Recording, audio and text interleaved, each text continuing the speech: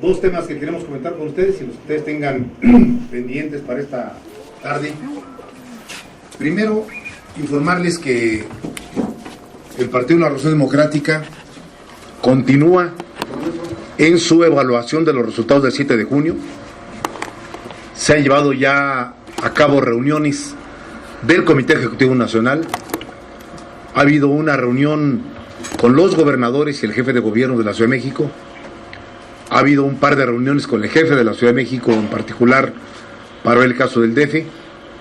Ha habido reuniones de las expresiones nacionales que se han reunido también para evaluar el resultado, y está en marcha la convocatoria al Consejo Nacional del PRD, que se llevará a cabo el sábado 25 y domingo 26 de julio, una vez que pase la elección de Chiapas, que es el 19 de julio.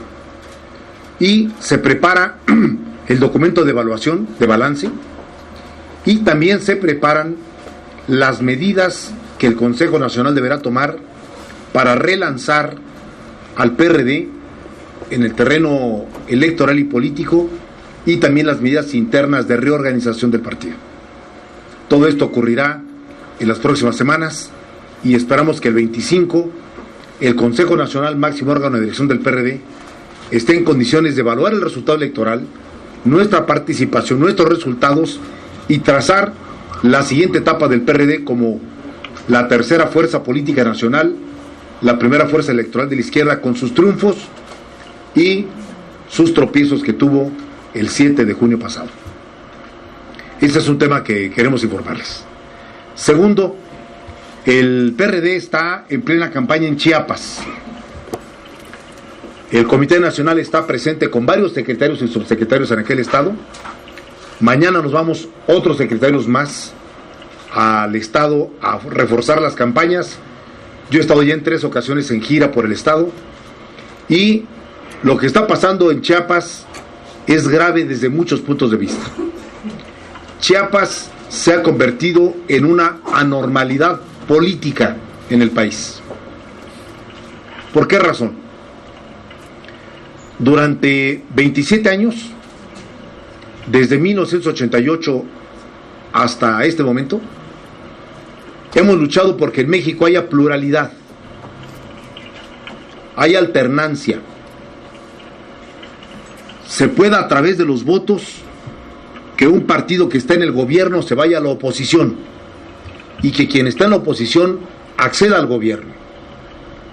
Hoy ningún partido político tiene porcentajes mayores al 30% del porcentaje electoral en las entidades y en los distritos. Hay competencia política, hay debate, hay pluralidad, hay alternancia. Los mexicanos, el 7 de junio, conformaron un sistema electoral de 8 partidos políticos. 2 están en dificultades para obtener el 3%, y el partido que más obtuvo votación no superó el 30% de los votos.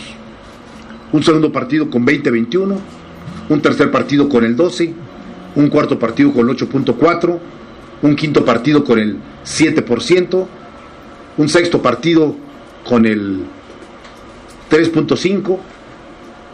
Es decir, hay una distribución del peso electoral que los electores le dan a cada partido político. Bueno, eso ocurre en todo el país, excepto en un estado. En Chiapas, un partido por sí mismo se ha adjudicado alrededor del 46% de los votos, y un segundo partido aliado cerca del 30% de los votos. Es decir, entre una coalición del Partido Verde con el PRI, andan arriba del 75% de los votos en una entidad. Es el único estado del país en donde hay triunfos de distritos, de diputados en distritos, con más del 80% de los votos.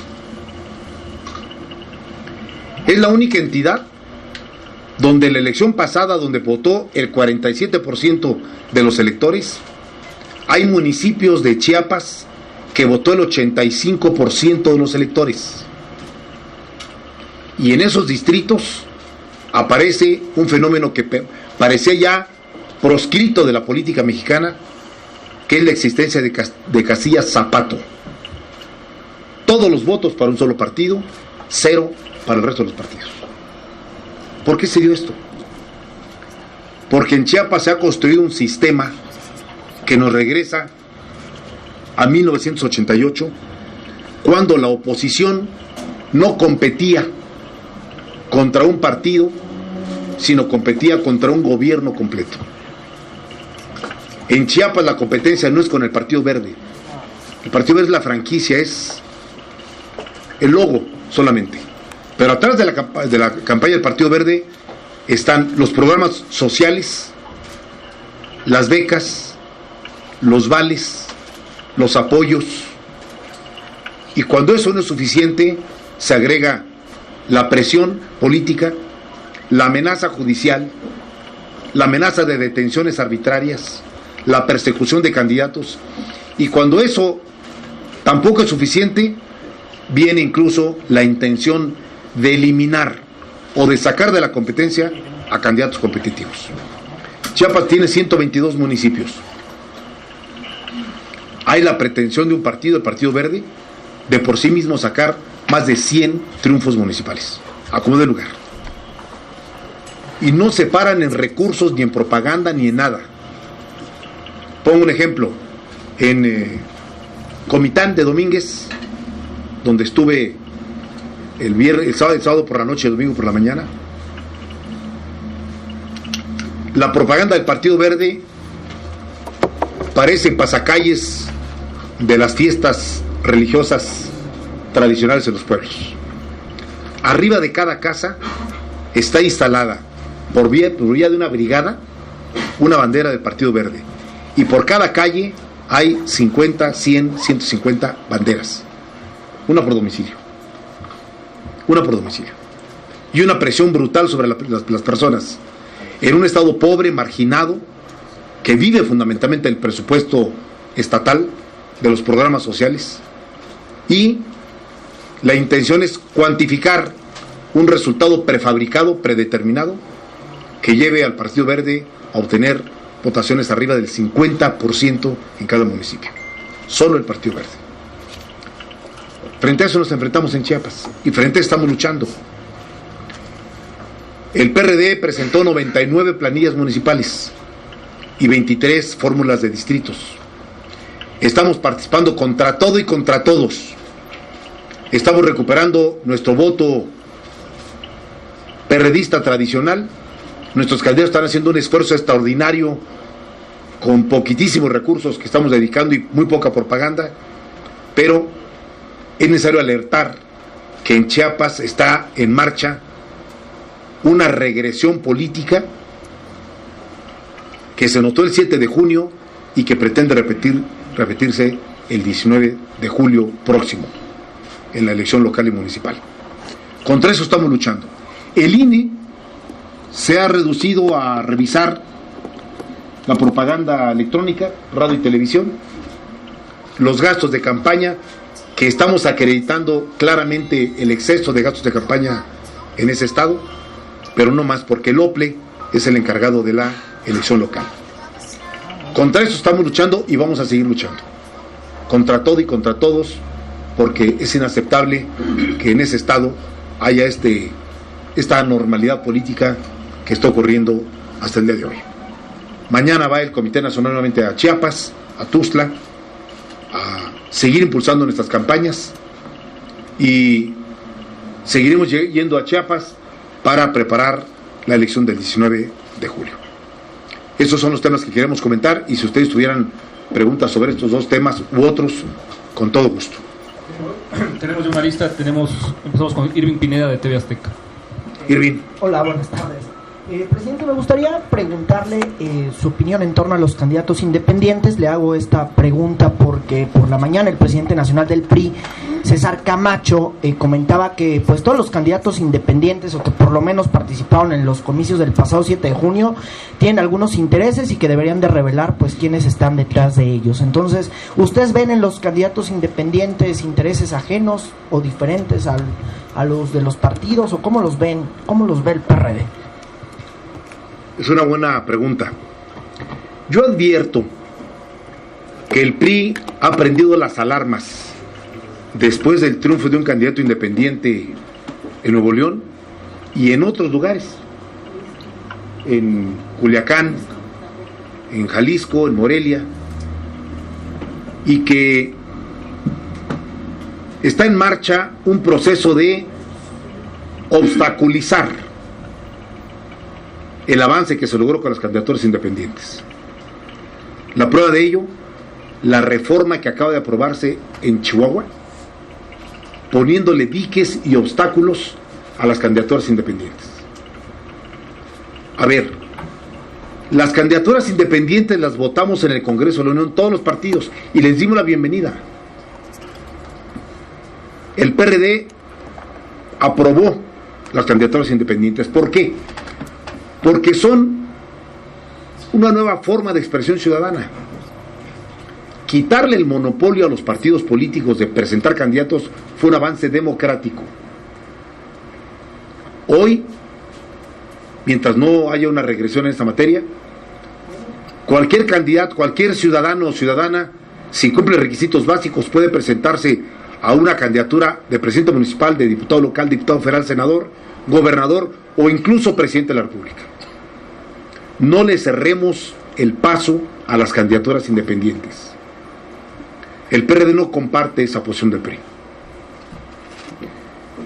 Que un candidato independiente pudo haber militado en un partido, es su derecho.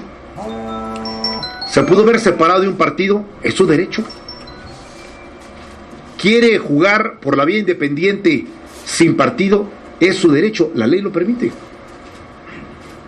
Por lo tanto, es ominoso lo que pasó en Chihuahua, impulsado por el PRI, por cierto. Están espantados con lo de Nuevo León y otros lugares, y viene un proceso que empieza en Chihuahua de tratar de poner obstáculos y diques para que los candidatos independientes estén en la ley, pero en la realidad no puedan participar. No lo compartimos. Gracias. Liliana Padilla, de Milenio, por favor. Buenas tardes. Tengo un par de preguntas. En el caso de Chiapas, ¿están pensando o han hablado con la dirigencia del PAN, en particular de otros partidos de oposición, para formar algún tipo de frente o para hacer algunas denuncias, más allá de lo que está señalando de queremos que pongan el ojo en Chiapas, denunciar, que ya tengan evidencias como para presentar denuncias ante la FEPADE del desvío de recursos del gobierno del estado?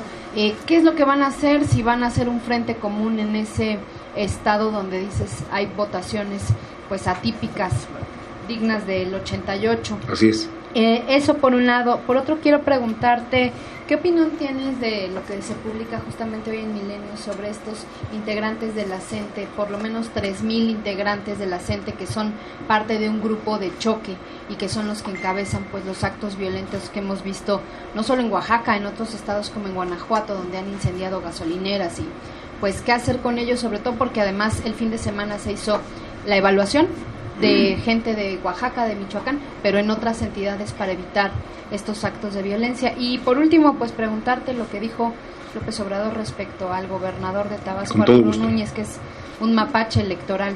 Bien. A ver, en primer lugar, no hay un frente común en Chiapas para atender esta emergencia electoral que tenemos, pero sí hay una coincidencia de críticas y señalamientos sobre lo que está ocurriendo. El PAN ha pedido la intervención del INE ante este caso grave. Nosotros lo hemos hecho también allá y aquí en los últimos días. Morena también lo ha hecho desde su propia visión. Es decir, ya son 3 partidos nacionales quienes estamos denunciando lo que está ocurriendo en Chiapas y vamos a seguir poniendo el dedo en el renglón. Claro que estamos presentando denuncias ante la FEPADE por delitos electorales. Claro que estamos señalando el uso excesivo de recursos que el INE tendrá que evaluar en sus políticas de fiscalización, y claro que vamos a seguir colocando el tema de Chiapas en la atención nacional, porque es inaceptable lo que está pasando en ese estado. Segundo, me sorprendió hoy la nota de Milenio, un reportaje de investigación que hicieron. Es alarmante lo que hoy se publica. Si esto fuese así y se confirmara, creo que la autoridad federal no puede cerrar los ojos. Tiene que investigar la existencia de este agrupamiento, su funcionamiento, su organización, justamente para generar violencia y recurrir a las acciones directas para expresar sus inconformidades. Y creo que tanto la Secretaría de Educación Pública como la autoridad correspondiente debieran investigar a fondo la existencia de este grupo organizado, que en realidad es financiado con recursos públicos por la vía de las plazas o de los salarios que no se devengan trabajando. Y en el tercer caso, no me ha sorprendido esta airada reacción de Andrés Manuel López Obrador en Tabasco. El miércoles 4 de junio, no sé si fue 3 o 4, el último de campaña, miércoles 4 de junio, el líder de Morena fue a su tierra, a Tabasco, y pronunció un discurso no solamente agresivo, sino dolido, diciendo que en Tabasco se le pretendía aplastar para generar una imagen nacional de que ni en su tierra ganaba, y que por lo tanto llegaba a convocar a sus paisanos tabasqueños a que no lo dejaran solo, a que votaran por Morena, y que en su tierra se mostrara que su partido tenía viabilidad. Este llamado desesperado le generó un resultado del 13% de los votos. Un triunfo municipal y un triunfo distrital en un municipio. Y ahora regresa a Tabasco, o habla sobre Tabasco, y lanza una andanada de descalificaciones sobre el gobernador del estado, que él respaldó en 2012, por cierto, y en cuyo gobierno participan no menos de 6 personajes destacados del partido de Andrés, Morena. Hoy no solamente descalifica al gobernador, descalifica a todo su gabinete, incluyendo a los morenistas que están en el gobierno. Descalifica a los tabasqueños, agrede a los tabasqueños que votaron por el PRD y por otros partidos, y argumenta que hubo una operación para aplastarlo en Tabasco. Quizá haya que darle un informe a Andrés Manuel de qué fue lo que pasó en su partido en Tabasco.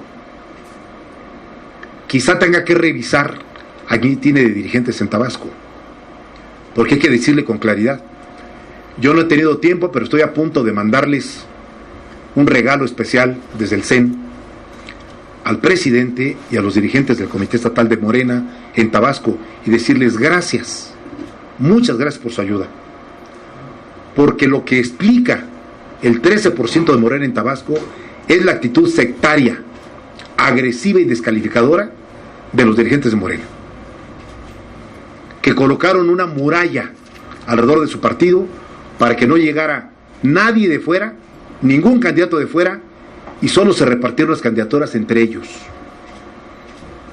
Y el resultado ahí está, 13%. Nadie puede acusar, ni López Obrador, al gobernador de Tabasco de tener un comportamiento igual al de Madrazo o al de Granier. Eso es una afrenta que Andrés Manuel está haciendo al gobernador de Tabasco y a los tabasqueños, por cierto, y a los tabasqueños. Andrés llega a maltratar a sus paisanos por el delito y el pecado, más bien pecado en términos de Andrés, de votar por el PRD y no por Morena. A la siguiente vez que vaya a Tabasco, yo creo que los va a excomulgar. Seguramente va a hacer una lista de cientos de miles de tabasqueños excomulgados porque se atrevieron a votar por el PRD. ¿Por qué votaron por el PRD? Porque el partido es un fuerte en Tabasco, es un partido fuerte, como lo es en Michoacán, como lo es en Guerrero, como lo es en otros estados de la República, en Oaxaca. Y nosotros queremos que la gente vote con libertad por el partido que quiera, En Tabasco hubo competencia, en Tabasco hubo disputa con el PRI, con el Verde, con el PAN, con Morena, con el PRD. En Tabasco nadie ganó con el 60% de los votos, nadie. Hubo resultados muy cerrados, a veces por un punto, por punto y medio de diferencia.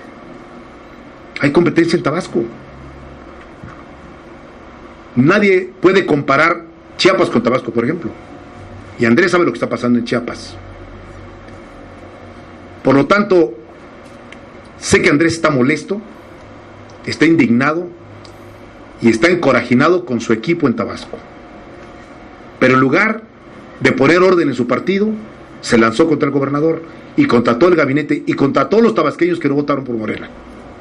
Bueno, Andrés está mostrando el talante que tiene. Es un talante autoritario, es un talante descalificador, es un talante agresivo, es un talante que si votan por mí son demócratas, gracias porque todos votaron por mí, y si votan por otros partidos todos son unos vendidos y unos traidores. Ese es el discurso de Andrés. Pero sus paisanos le acaban de dar una lección que espero que aprenda.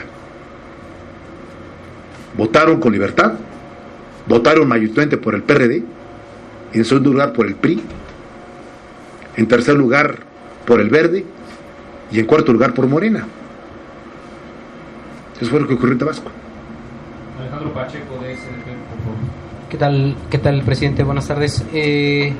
Pues un par de preguntas sobre temas diferentes. Uno tiene que ver con esta pérdida de registro del PRD en Colima. Eso por una parte, saber cuál es su opinión al respecto. Y también, en un tema completamente distinto, el día de ayer la Comisión Interamericana de los Derechos Humanos, los expertos insistían sobre esta negativa del gobierno mexicano, del Estado mexicano, para entrevistarse con el 27 Batallón. El PRD pues ha tenido algún vínculo medianamente directo con el caso Ayotzinapa, por eso me atrevo a preguntar y a hacer esta pregunta. Pues la idea es entonces saber si es que existe algún llamado de su parte para ya sea la Secretaría de la Defensa Nacional o para el Secretario de Gobernación, para que emitan algún oficio o permitan entrevistarse con el 27 Batallón, esta petición que habían realizado los expertos de la Comisión Interamericana. Muchas gracias. En el segundo caso, de manera particular, todo lo que haya que hacer para esclarecer los graves acontecimientos ocurridos en Guerrero el año pasado, tiene que hacerse, con la participación de organismos nacionales e incluso internacionales. Nosotros nunca hemos descalificado como país a la Comisión Interamericana de Derechos Humanos, nunca. Es más, el Estado mexicano ha acatado resoluciones de la Comisión Interamericana en el caso de violaciones a derechos humanos. No veo por qué ahora el Estado mexicano o el gobierno mexicano en particular dificulte el seguimiento del caso y una investigación que la Comisión está haciendo a fondo. El PRD se pronuncia por la más amplia apertura de todos los personajes, incluyendo el ejército, para que aporten información, testimonios, datos que prefiguren claramente lo ocurrido el año pasado en Guerrero. En eso es categórico. Y en lo segundo, una corrección. Los partidos nacionales no piden registros locales. Todas las leyes locales establecen que por ser partidos nacionales tenemos derecho de participar en la totalidad de las elecciones locales. Así que en Colima y en otros estados, independientemente de nuestro porcentaje, tenemos derecho, hasta nuestros derechos de participar en las elecciones locales. Finalmente, Carlos Velasco, por favor, de México Nueva Era. Sí, buenas tardes. ¿Qué tal? Buenas tardes, Carlos. Dos preguntas, una relacionada en Chiapas. Ya dan un panorama de cómo está la situación allá, pero aquí el gran pero es el Verde actuó por encima de la ley durante el proceso electoral, durante la elección, y no pasó nada. No hubo sanción. El INE impone sanciones y el tribunal se encarga de quitarlas y no aplicarlas. Entonces, la FEPADE es parte de la PGR del gobierno Entonces, ¿a qué instancia se puede recurrir para frenar este retroceso a 1988? Incluso el INE se le cayó el sistema como en el 88. Entonces, ¿a qué instancia recurrir que se pueda confiar para aminorar este panorama en Chiapas? Y dos, aquí en la ciudad, ¿cómo va a operar el PRD en la Asamblea, dado que es la segunda fuerza? Morena está encima y bueno, ya Martí Batres ha dicho que va a modificar pues parte de los programas sociales que aplica actualmente el gobierno del Distrito Federal, incluso hasta el presupuesto. ¿Cómo va a actuar el PRD aquí? Bien. Gracias. En el primer caso, en Chiapas estamos frente a una actuación impune, reiterada, de un partido que en la elección federal violó reiteradamente la ley, sigue recibiendo multas. Ayer le aplicaron una multa de 65 millones de pesos, litiga en el tribunal para echarla para abajo, y es un partido protegido. El Partido Verde no podría actuar con tal impunidad si no se sintiera protegido por el PRI, evidentemente, que es el principal beneficiario del porcentaje que el Verde obtiene, y contra eso estamos luchando y seguiremos luchando. No importa la lentitud de los organismos o de los órganos que tienen que actuar para frenar estos excesos. Vamos a seguir luchando para impedir que se nos recomponga el viejo sistema que durante 27 años hemos combatido y que en el resto del país ya no existe, pero que ahora está resurgiendo en un estado de la República. En el segundo caso, la Ciudad de México ha votado por la pluralidad. Ningún partido tiene mayoría en la Asamblea Legislativa. Hay una recomposición de la Asamblea. Morena es la primera minoría, el PRD es la segunda minoría, y hay otras minorías más pequeñas que solo mediante el diálogo político y las coincidencias van a poder construir las mayorías legislativas que se requieren para aprobar presupuesto y un conjunto de medidas en la capital del país. El PRD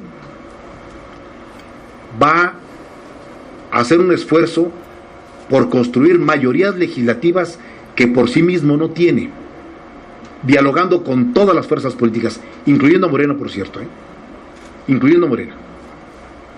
Me parece que pronto la espuma de la elección tendrá que hacerse a un lado y tendrán que venir los tiempos del diálogo político legislativo. El PRD tiene que dialogar con todos. El PRD tiene que sentarse en una mesa con los demás para buscar puntos de coincidencia y construir las mayorías tema a tema que la ciudad requiere.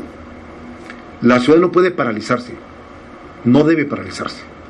Y la Asamblea Legislativa no puede convertirse en un pantano en el que nadie pueda sacar adelante ninguna propuesta. Ahí va a ser necesario la voluntad de diálogo de los periodistas, su capacidad política para interactuar con los demás, el llamado a la responsabilidad con las demás fuerzas políticas, y nos queda muy claro, hoy desde la Asamblea Legislativa nadie puede imponer unilateralmente sus criterios y sus puntos de vista, nadie, ni la primera minoría, ni la segunda minoría, ni las demás minorías, porque no pueden. Quien tenga 21 diputados, simplemente, pues los 21 no pueden imponerse al resto, que son mayoría. Tendrán que dialogar, necesariamente. Y en el PRD, la vocación de diálogo se va a mantener.